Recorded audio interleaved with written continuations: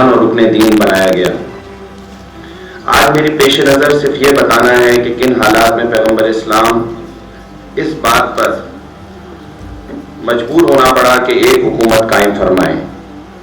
حکومت کی اقامت پر مجبور ہونے کا لفظ میں اس لیے استعمال کر رہا ہوں کہ نبی دنیا اور دنیاوی اقتدار کا طالب نہیں ہوتا۔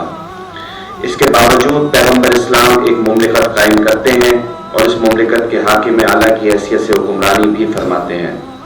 یہ کن حالات میں ہوا اور کس طرح یہ مشکل کام انجام پایا، اور پھر اس مملکت میں جس کا وجود ہی نہ تھا ہر چیز کا نظم و نسق آقا کریم علیہ الصلوۃ والسلام نے قائم کر دیا، اور ایسا نظم و نسق چھوڑا کہ وہ آپ کے بعد صدیوں تک چلتا رہا اور نسل آدم آن حضرت صلی اللہ علیہ وسلم کی نظام جہاں بانی سے فائدہ اٹھاتی رہی۔ یہ ایک تاریخ ساز حقیقت ہے کہ نہ صرف اسلامی بلکہ پوری انسانی تاریخ کی مثال اور منفرد اسلامی فلاحی مملکت عہد نبوی میں ریاست مدینہ کی صورت میں عمل میں آئی، جس کے قیام کا صحرا محسن انسانیت سرور کونین حضرت محمد مصطفیٰ صلی اللہ تعالی علیہ وسلم کے سر ہے۔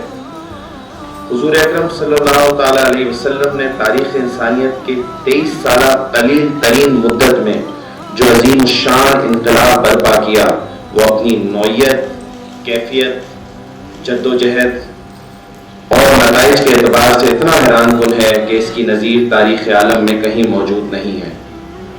آپ نے دین کی سربلندی، عدل کی بالادستی، اعلیٰ انسانی اقدار کے تحفظ کے ساتھ ساتھ مذہبی رواداری، بنیادی انسانی حقوق کے تحفظ اور بلا تفریق مذہب و ملت ریاست کے ہر فرد کے بنیادی حقوق کا مثالی تصور عطا فرمایا۔ عدل و مساوات کا وہ تصور دیا جو ہر لحاظ سے منفرد اور ممتاز ہے۔ سیکریٹریٹ بھی تھا۔ چنانچہ مشہور مورخ مسعودی اور دیگر مؤلفوں نے بتایا ہے کہ ان کاتبوں کے فرائض مختلف تھے۔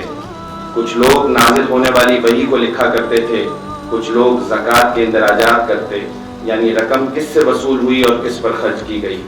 جنگوں میں جو مال غنیمت حاصل ہوتا، اس کے بارے میں رسول اللہ صلی اللہ علیہ وسلم کا حکم تھا کہ سب کو جمع کر کے اس میں سارے فوجیوں کو برابر کا حصہ دیا جائے، اور 5واں حصہ حکومت رکھے گی۔ لہذا ضروری تھا کہ مالی غنیمت کی جمع و تقسیم کا حساب رکھا جائے۔ اس کے لیے خصوصی کاتب مقرر تھے۔ اس طرح کوئی 10-12 مدوں کی تفصیل دی گئی ہے کہ ان کے لیے الگ الگ کاتب مقرر کیے گئے تھے۔ ان میں محکمہ خارجہ بھی تھا کہ بیرونی حکمرانوں اور سرداروں سے تبلیغ وغیرہ کے لیے خط و خطابت ہوتی تھی۔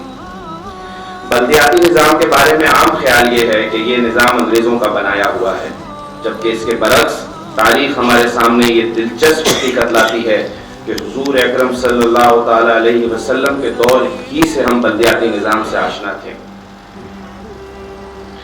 اب سے 1400 برس پہلے مغرب بلدیاتی نظام سے واقف ہی نہ تھا۔ ہم نے تسخیر کائنات کا سبق بھلا دیا اور علم و عمل کو چھوڑ کر طاؤس اور رباب کو سینے سے لگا لیا، تو سب کچھ رکھتے ہوئے مفلس اور بے نوا ہو گئے، اور جو جہالت کے گم کردہ راہی تھے ہماری کتابیں پڑھ کر سنبھلے اور نشست ثانیہ کا اہتمام کیا، اور وہ آج ستاروں پر کمن ڈال رہے ہیں اور ہم خاموش تماشائی۔ فرق صرف عمل کا ہے۔ علامہ اقبال یورپ سے واپسی پر کچھ دن اٹلی میں ٹھہرے اور موسولینی سے ان کی ملاقات ہوئی، تو انہیں شہروں کی حدود کے بارے میں رسول پاک کا یہ فرمان عالیشان سنایا تو اش اش کر اٹھا۔